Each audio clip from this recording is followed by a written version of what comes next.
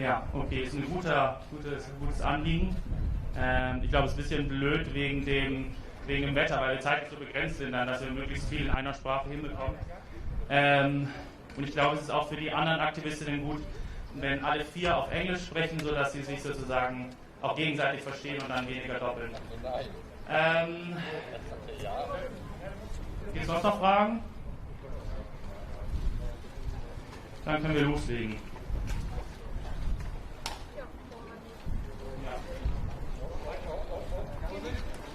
Noch mehr auf dem Bild. Ich muss auch sagen, wo die sitzen. Jawohl, kommt hoch, come here. Adélaïde, you can sit here. Next, Anuna, yes, then Greta, and then Luisa, maybe? Great. So, thank you so much for all of you for coming.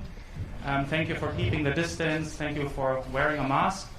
Luisa will now start with a short briefing. And here it's allowed to take off the mask, or you can just take it off when you speak. Okay, Luisa. And I thought everything in English, because we are, everyone has. Hi, thank you, Luis.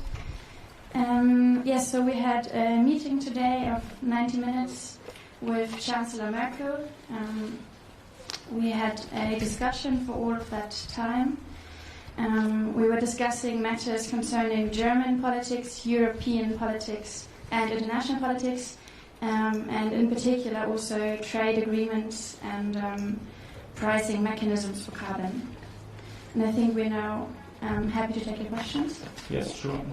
Meldet euch einfach, wenn ihr was fragen wollt, und jawohl, da hinten, wenn Sie einmal zum rechten Standmikro gehen könnten. Und das linke wäre auch noch frei, da könnte man auch noch hingehen, um noch eine zweite Frage zu stellen. Hier rein. Angela Ulrich from German Public Radio over here. Would you please detail a little bit about the discussion with Angela Merkel? What did you ask her? What did you want? From what should she give you, and what did you get? Anna, yeah. So we had the meeting, and we went to Angela Merkel because we wrote an open letter to all heads of state and world leaders, and we had a few demands in there. And the thing that we mostly asked for is the fact that we want leaders in this crisis, and we don't have any leaders right now that are treating the crisis like a crisis. We asked her also to communicate openly about her policies, and that if she knows that the targets that we've set now are not enough, that she communicates this, because we cannot be the only ones communicating about the urgency of the crisis when our politicians and world leaders are not, because then it's way harder to create a platform with people that can go for this. And also, more specifically, we talked about the Mercosur trade agreements, and we said it is really not okay if Europe would sign this and ratify this, because it would violate human rights in the Amazon forest, and we are also already now responsible with Europe for the destruction of the Amazon forest. And I was very happy to hear that Angela Merkel said she would not ratify the agreement as it is today. Yeah, I mean, what it comes down to is that we asked her to treat the climate crisis like you treat any other crisis. And we told her to face the climate emergency, which was also the core message of our open letter. And what we want is leaders. We want people to step up, to dare to step out of their comfort zones, to prioritize the future ahead of the now, and to be brave enough to think long term and take people's. Take care of people, and that is what we want. We want leaders to step up and take responsibility, treat the climate crisis like a crisis. Okay, yeah. From the German press agency dpa, were you happy or were you disappointed with what Angela Merkel had to tell you? You said you were happy about the trade agreement, but in general, what's your impression? Luisa. I mean, does anyone else have a question? at the moment. For now, I think that's it. Yes, so we were thankful for the occasion and for the time, which was certainly quite a lengthy conversation. It became very clear that we look at the situation from different perspectives, and we made clear that what we are asking for is nothing less and nothing more than the Paris Agreement to be translated into politics. So we believe there's a bit of a misunderstanding of what we're asking for, which is not what we like or what our opinions are, but what we see needs to be done according to the science, which is where we had a longer discussion about. We asked her to, like we said, we need leaders that are brave enough to face the actions that we actually need, even though it is hard to take those decisions. And she responded that she told us that she will take into consideration to try to be more brave. Okay, wir wollen ja eigentlich nur 2 Fragen nehmen, es gibt jetzt immer nur eine. Jawohl, das ist die zweite, dann kannst du schon mal rübergehen und dann kannst du schon mal starten. Dankeschön. Rosanna Pugliese, ANSA, Italian Press Agency. And Greta, I heard you that you said that we need leaders. So my question to you is, what do you think about Angela Merkel?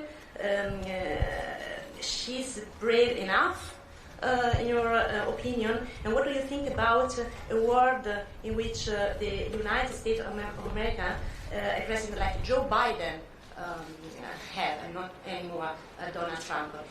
It would be better for your fight against the climate change? Thank you. Okay, and we take the second question. Yes, thank you. Svante Martin, Frankfurt Zeitung. So you just said that 90 minutes is quite a long time, but now you're saying you asked her to be brave, you asked for leaders, and surely she said a little bit more than just that she would consider being brave, I hope. Can you give us a little more concrete examples of what you've talked about in those 1.5 hours?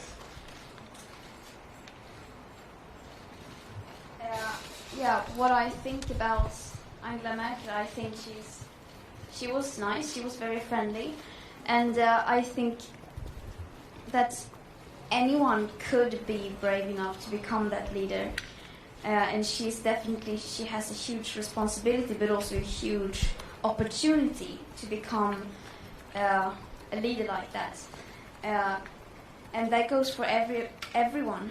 You don't have to be a prime minister or a chancellor or a president to take on that role. You can be anyone, just being on the street, using your duty as a democratic citizen to be involved, to get engaged. Anyone can become that leader. So anyone can become that leader. And Nein, yeah, I think it's fine. We met Merkel today, not Joe Biden. But yeah, we can have the discussion after we talk to Joe Biden. Yeah. And on the question for the 90 minutes, so with the climate crisis, we are all facing a very, very complex political situation, because you have to prioritize the future over the past, and the interests of future generations have to be somewhere balanced in balance with the interest of the generations today, and that is a huge challenge, and we're not denying that at all, and we are seeing how big this challenge is, and we are asking for a lot. We know that, and that's what we discussed about. Also, how the changes that we need to come either from politics or they will come from nature, but it's only one that we can actually have a say about. So that is it's a political challenge, it's a democratic challenge, and as democratic citizens, we need to protect democracy, but we also need to equip democracies to rise up to that challenge. And that is something that really, I think we spent quite a while talking about too. Nice. Now we have 2 questions, and I would take 2 more. There's already someone rounded up here. Maybe we can, if you can go to the right microphone, and I think we need to close then. Okay. Hello, Leo Ginsburg from the newspaper Bild. My question is, Konstantin Nimmerfuhr of Fridays for Future Frankfurt criticized that Fridays for Future groups had been informed about the meeting only a few days before, and he told that the letter you wrote to the head of states also has not been coordinated with the Fridays for Future groups. They feel overrun. What do you say to these accusations? Okay, und die zweite Frage ist noch da. Christopher Wittig, RTL and NTV. I have 2 questions. Do you know why you get your appointment, especially today? And 1 question to Greta, please. Can you say something to the meeting and to the, maybe the special day today? Is it a special day for you? And that's it. Today marks the. It is exactly 2 years ago since the first school strike for climate took place. So we are, I guess, we celebrate 2-year anniversary, but we aren't the kind of people who spend time to celebrate. But so I guess it's an important date. And as far as Fridays for Future, we have never said that we represent Fridays for Future. We do not speak on behalf of Fridays for Future. Fridays for Future is a grassroots movement made up of individuals. It is not an organization with representatives. But and we didn't. The letter wasn't written as Fridays for Future, but as individual climate activists. So to make that clear, that it is not communicated as if we represent Fridays for Future. I think it's we are constantly evolving as a movement, the way we organize ourselves. I talked to Konstantin on the phone last week, so I'm sure we find ways around that. I don't need to do that here. Okay, dann haben wir die 2 letzten Fragen noch und mögen Sie beginnen? Hi, this is Julie from ARD, Public Broadcaster. I just want to come back again to Angela Merkel. Was she in any way a little bit more specific about the Paris Agreement? And also, we have the presidency of the Council of the European Union at the moment. Did she say anything about any detailed plan or any commitment for the next few months?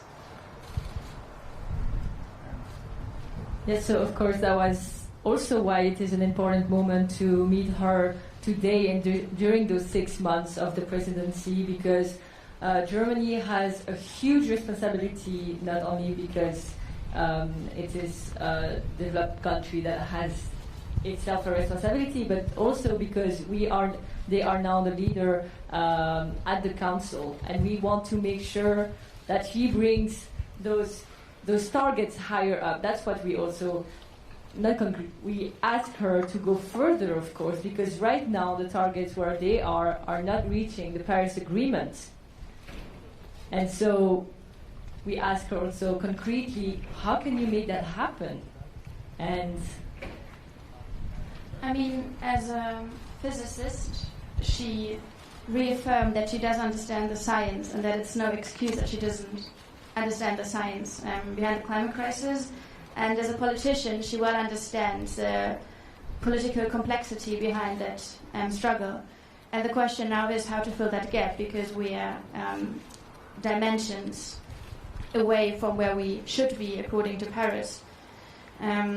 So she seemed to be aware of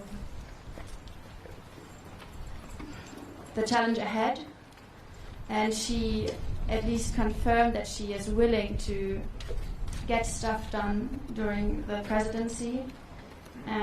Yet eventually, by the end of the day, it's about carbon budgets, it's about very clear targets, and it's about it's about numbers and figures, and for that we need action and more than really nice and big words. Yeah, I mean, right now we are kind of stuck in a loop. I mean, as long as the climate crisis is not being treated as a crisis, we won't be able to achieve sufficient changes, of course. And it's like these four main players, like government and people, media and business, and everyone is blaming each other. And it's like we're stuck in a squirrel wheel, or there's hamster wheel in English. And everyone is blaming each other, and unless that cycle, that vicious cycle can be broken, unless anyone breaks that cycle, we won't be able to get anywhere.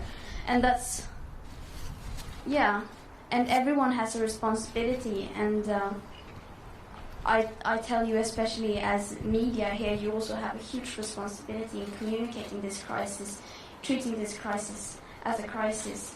It should not be only up to us children and scientists to communicate the urgency of the climate crisis. So someone needs to break that cycle, and that could be anyone. Everyone has a responsibility, but of course the bigger your platform, the bigger your moral duty, and the bigger your carbon footprint, also the bigger your moral duty and responsibility. And everyone has different opportunities. Everyone are in different situations and can act in different ways. But everyone can act in one way or another. So yeah. But maybe to add up, everyone has a responsibility, but everyone does not have the same responsibility. So, as Europeans, we are privileged. We are not facing the biggest consequences of climate change yet, but people are already dying today, already facing the consequences today. And our responsibility, and mainly our historical responsibility, is huge. And that is why Europe not only has to be the leader, but has to go way faster than where we are today.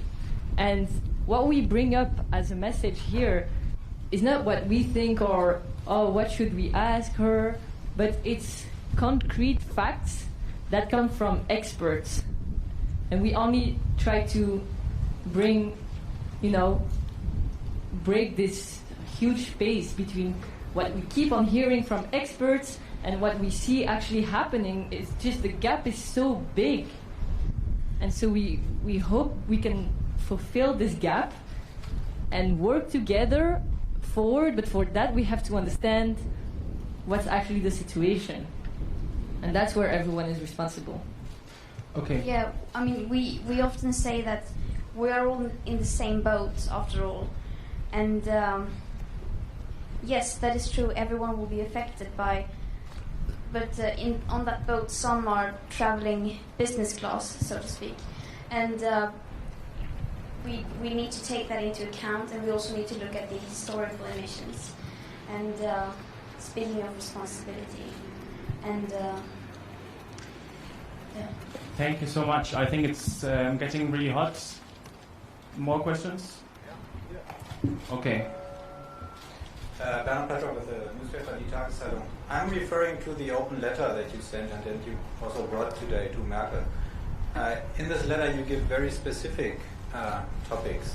You're talking about a halt of all fossil investment, about ending fossil fuels, subsidies, a carbon budget. Did you address this with Angela Merkel, and did she say anything on these issues? And the next question would be, in this letter also you say that we need a new system to overcome the climate crisis. Could you elaborate on that, and did Merkel agree that we need a new system? Thanks. Yes, we had some specific demands in the letter, some specific non-political demands. That would be the very minimum of what needs to be done to stay below 1.5 degrees of global temperature rise and stick to the Paris Agreement.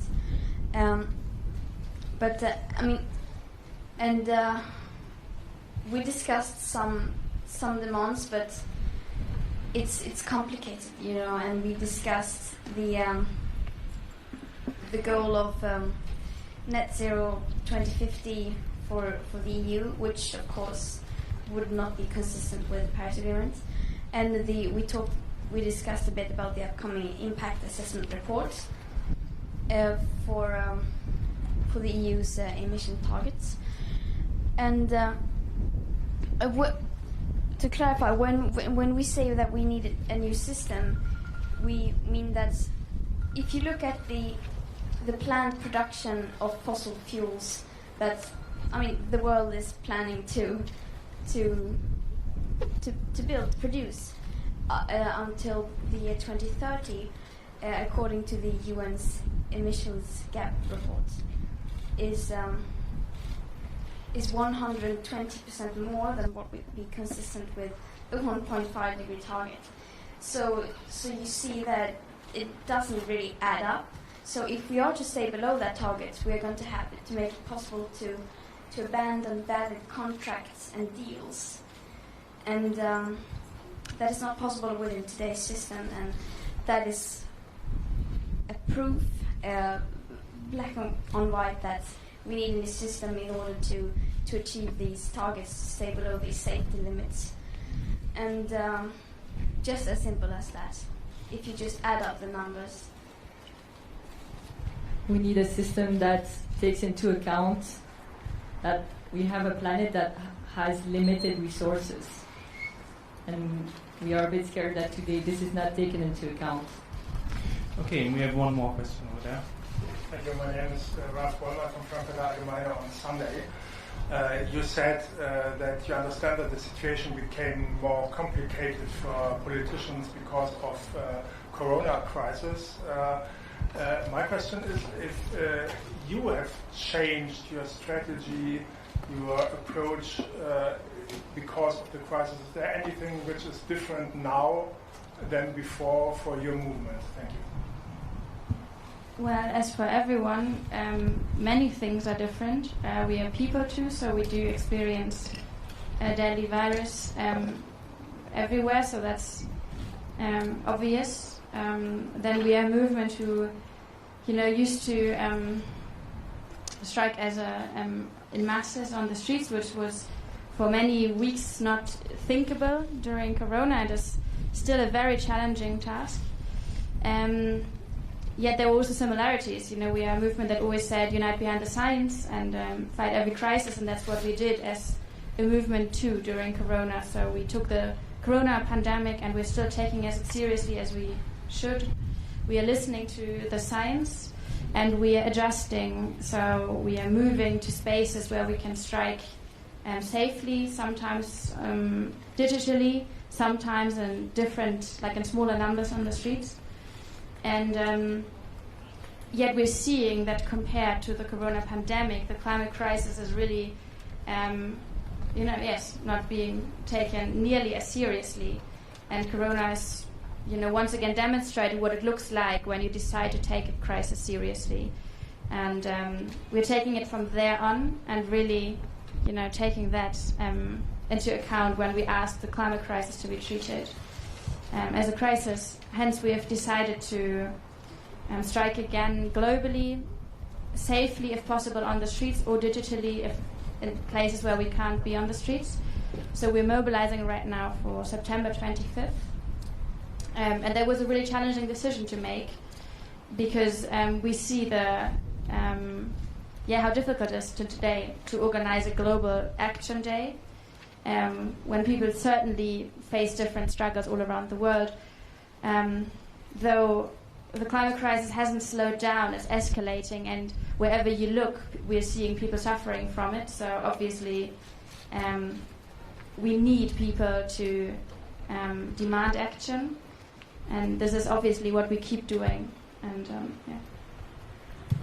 I think also that COVID, also proves what politicians can do, because for 2 years we've heard that we cannot take drastic measures and there is no platform and there is no money, but apparently there is. And there is a lot of people who will do extreme things if you just inform them and if you let scientists talk, for example, with what happened with COVID.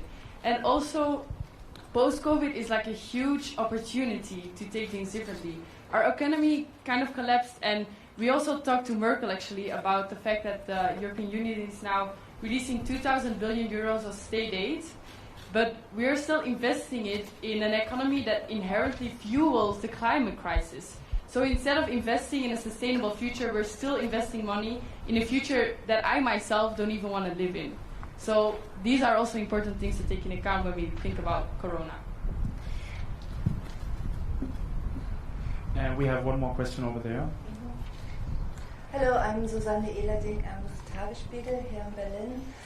This is a follow-up on what Luisa Neubauer said earlier on the balance between generations. And I'm wondering, there's so many more people who are over 60 years old here in this country and voters, and there are so much more fewer people who are young like you are. And do you see the danger that this conflict of interests cannot be overcome and that we go on business as usual for too long? Is this one thing that you fear or a danger that you see? Thank you. Well, it could be a danger, surely, yet maybe Fridays for Future is the proof how to overcome it, because you can ignore melting glaciers and you can ignore hurricanes happening on the other side of the world, but you can hardly ignore your own children asking you to change your ways.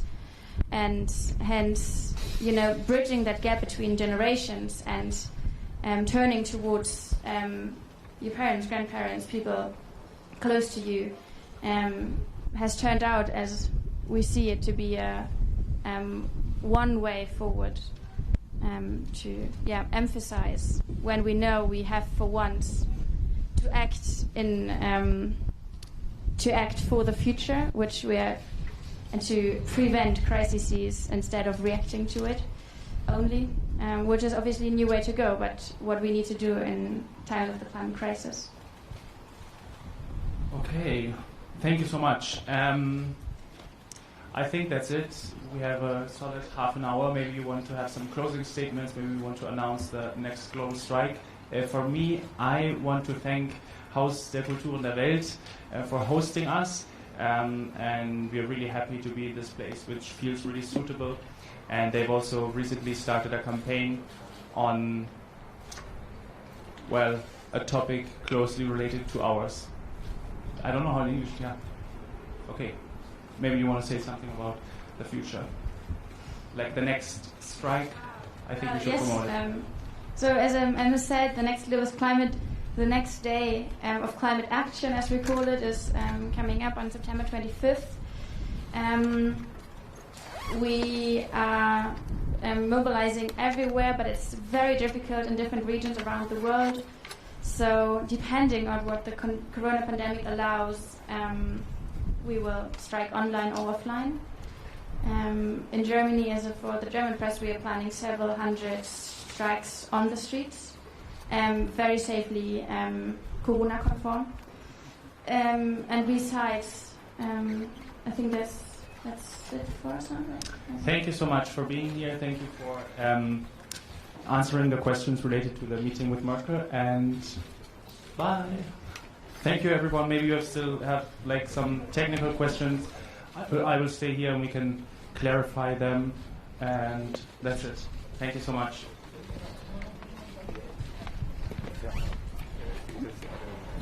Dass sie einfach bestimmte Fragen nicht beantworten, das ist einfach unverständlich.